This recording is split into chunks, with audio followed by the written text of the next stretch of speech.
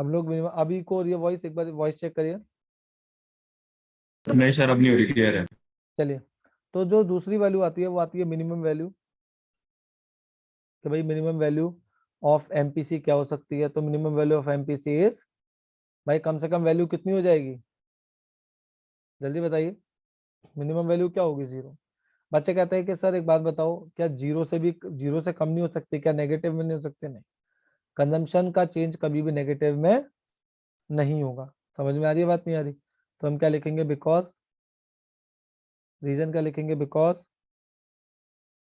Change in consumption, because change in consumption, consumption can never be zero, can never be, can never be negative, sorry, zero तो हो सकता है लेकिन negative नहीं हो सकता।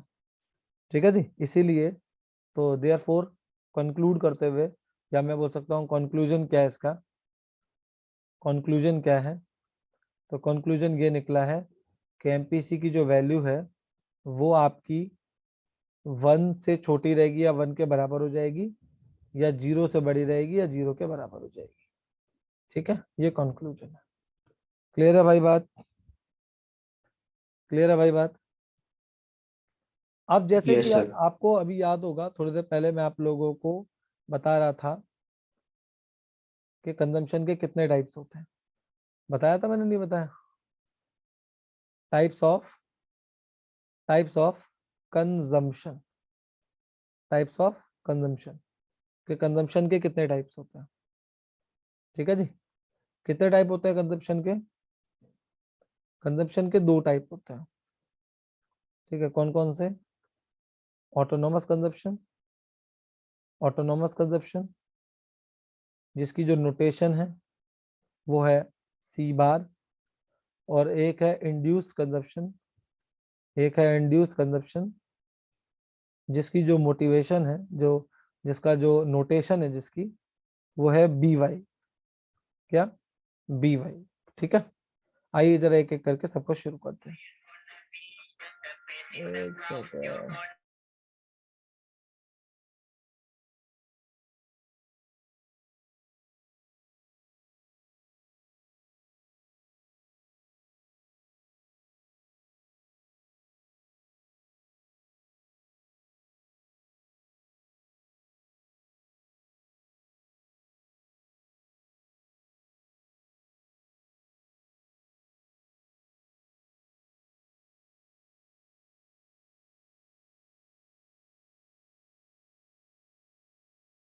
हाँ जी बच्चों, वॉइस आ रही है? तो ऑटोनोमस कंजप्शन से शुरू करते हैं कि ऑटोनोमस कंजप्शन क्या है। हेडिंग डालूंगा ऑटोनोमस कंजप्शन, ऑटोनोमस कंजप्शन। देखिए, ये जो ऑटोनोमस कंजप्शन होता है ये और कुछ नहीं होता। ऑटोनोमस कंजप्शन जो है, कंजम्पशन, ये जो आपका ऑटोनोमस कंजप्शन होता है ये एक मिनिमम लेवल ऑफ कंजप्शन है। एक तरीके से मैं बोल सकता हूँ कि मिनिमम कंजप्शन है, जो होगा ही होगा।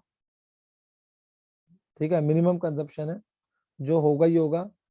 ठीक है ना, और खास तौर से जब आप लोगों की जो इनकम होगी वो 0 होगी, जब आप कुछ नहीं कमा रहे होगे और उस लेवल पे जो कंजप्शन आप करोगे उसी को बोलते हैं ऑटोनोमस कंजप्शन।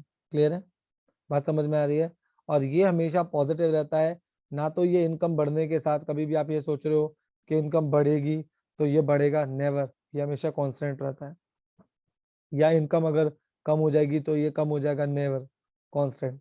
ये हमेशा एक मिनिमम और कांस्टेंट लेवल पे रहेगा, एक पॉजिटिव रहेगा और कांस्टेंट रहेगा। याद रखिएगा, ये हमेशा पॉजिटिव रहता है और कांस्टेंट रहता है। ठीक है, तो इसके बारे में हम नोट्स में क्या क्या लिख सकते हैं, आइए जरा देखते हैं।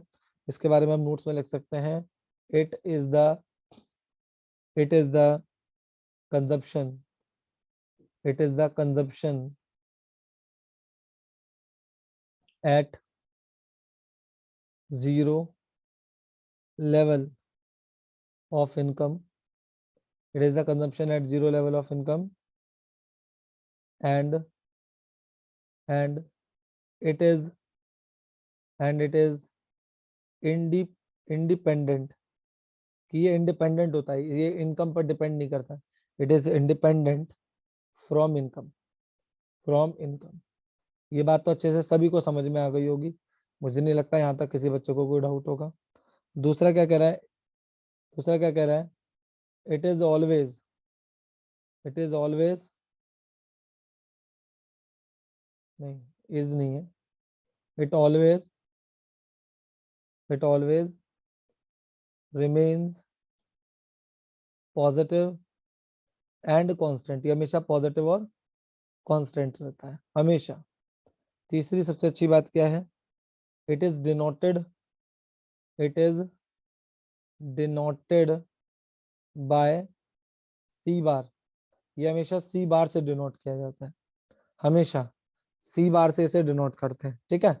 ग्रेजुएशन में जाओगे, ग्रेजुएशन में जाओगे तो इसे अल्फा से डिनोट करेंगे, ग्रेजुएशन में जब जाओगे या पोस्ट ग्रेजुएशन करोगे या आगे चल के अगर कोई हायर क्लास में इकोनॉमिक्स पढ़ोगे तो वहां सी बार की जगह कई बार इसे अल्फा से भी डिनोट किया जाता है और एमपीसी को बीटा से। खैर वो एक बात की बात है, ठीक है ना, अभी फिलहाल सी बार से। और it is always equal to, ये भी एक इंपॉर्टेंट बात है, it is always, it is always equal to, it is always equal to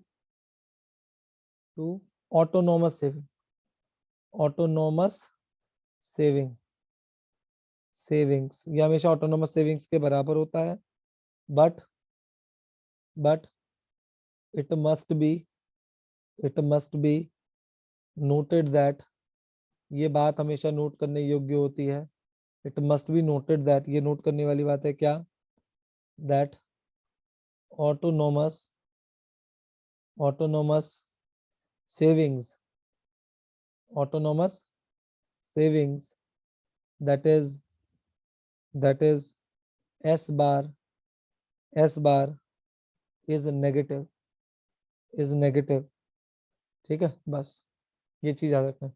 बच्चे कहते हैं सर ये लास्ट वाली बात समझ नहीं आई, एक बात बताओ, एग्जांपल से समझाता हूँ। जैसे एक बात बताओ, आपने कुछ नहीं कमाया, खर्चा करोगे, खर्चा करोगे, मान लो 40 रुपए खर्चा करा, तो ये आपका ऑटोनोमस कंजम्पशन हो गया, ऑटोनोमस कंजम्पशन हो गया। कहाँ से लाओगे इस पैसे को, मैं आपसे सिर्फ ये पूछूंगा कि इस 40 रुपए को कहाँ से लेके आओगे, पास्ट सेविंग से। भाई पास्ट सेविंग्स को क्या करोगे, विथड्रॉल करोगे। विथड्रॉल का मतलब समझते हो कि विथड्रॉल का मतलब क्या होता है, विथड्रॉल ऑफ पास्ट सेविंग्स, कि आपने बैंक से पैसा निकाल लिया, तो ये जो आपने बैंक से पैसा निकाला है इसी को आप लोग बोलते हैं ऑटोनोमस सेविंग।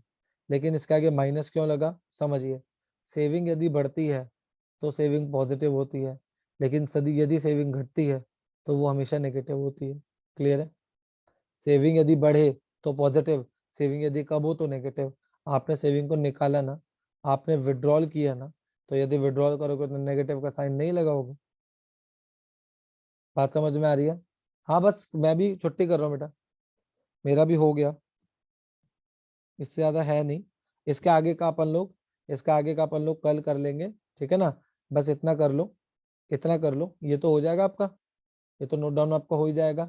ऐसे करके एक टेबल बना लो जल्दी से कि इनकम है 0, 100, 200 और कंजम्पशन जो है वो अपनी जगह पर ऑटोनोमस कंजम्पशन कांस्टेंट है, जो कि ये बता रहा है। और ये मैंने लेट की हुई है टेबल, ठीक है ना। और इसका डायग्राम ऐसे बना लो, एक सेकेंड, इसका डायग्राम ऐसे बना लो जल्दी से, ज्यादा समय नहीं लूंगा, 1 मिनट बस, कि इस कर्व को पैरेलल बना लो एक्स एक्सिस के। एक्स ऑटोनोमस कंजम्पशन कांस्टेंट रहता है ना, ऑटोनोमस कंजम्पशन जो होता है वो कांस्टेंट रहता है, तो इसलिए वो एक्स एक्सिस के पैरेलल बन जाएगा।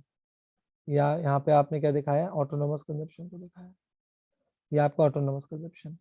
तो इनकम चाहे आपकी, मतलब ये कहना चाह रहा है, इनकम चाहे आपकी 100 हो, मतलब सॉरी 200 हो, 100 हो या और कुछ ज्यादा हो, इस पे फर्क नहीं पड़ता। ये अगर मान लीजिए 40 है तो ये हर जगह 40 ही रहेगा, इसीलिए पैरेलल टू क्या है, ये पैरेलल टू एक्स एक्सिस है, पैरेलल टू एक्स एक्सिस है, ठीक है। बस आज इतना ही कराऊंगा आप लोगों को, और ठीक है। और इंड्यूस, ये हेडिंग डाल के छोड़ देंगे, induce consumption, induced consumption, induce consumption. बस खत्म ही है, अगली क्लास में तो हम लोग आगे बढ़ जाएंगे, ये कंप्लीट कराएंगे। तो वैसे समझ में आया आज का, नहीं आया, आ गया ना समझ में। और नेक्स्ट क्लास कब है भाई अपनी, नेक्स्ट क्लास कब है? नेक्स्ट क्लास अपनी वही है। हाँ, लेने को तो कल भी ले सकते हैं एक क्लास एक्स्ट्रा, अगर आप सब फ्री हो तो। ठीक है, अगर आप सब फ्री हो गए तो एक क्लास मैं आपकी कल भी ले लूंगा, वरना ट्यूसडे तो जैसे होती है वैसे हो ही जाएगी। पर अगर आप एक कल और एक्स्ट्रा ले लोगे तो बढ़िया है।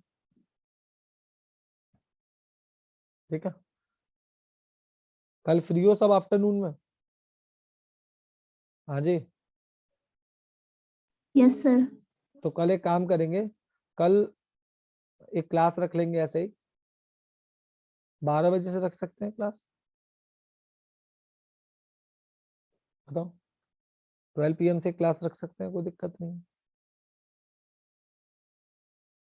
ठीक है भाई, किसी को कोई क्लास व्लास तो नहीं है ना कल? कल मत बोलने लगना फिर। तो कल एक 12 बजे क्लास ले लेंगे, फ्री है तो ले लेंगे, और क्या है। कहीं जाना होता है तो फिर, कल कहीं जाना ही नहीं है तो अपना क्लास भी ले लेंगे। ठीक है।